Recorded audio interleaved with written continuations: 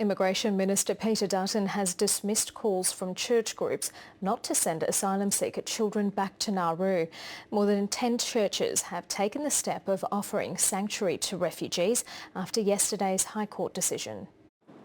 The Anglican Dean of Brisbane says it's time to make a stand. He's declared St John's Anglican Church a place of sanctuary for asylum seekers. We're prepared to lock the building and see if the authorities would go as far as breaking down the doors, and I'm certainly prepared to put myself in the way. Look, I don't think that's going to happen.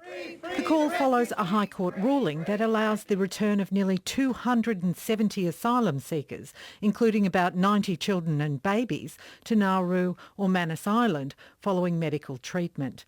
Reverend Catt says the government promised to cut the numbers of children in detention. Here we have a whole bunch of babies, young kids. They're in Australia already. Let them stay. Keep them safe. A new report has found children who lived on Nauru were highly traumatised.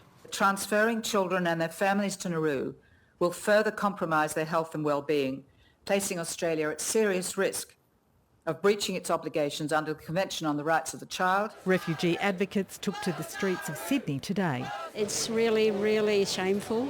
It might be legal, but it's not moral. Immigration Minister Peter Dutton says it is a moral decision and the current policy has saved lives. Ultimately, the government's desire is to treat people with compassion but not allow the boats to recommence and people drowning at sea or children to go back into detention. Sanctuary may be an ancient legal principle, but modern-day lawyers have told these churches that concealing or harbouring a non-citizen carries a penalty of up to 10 years in prison.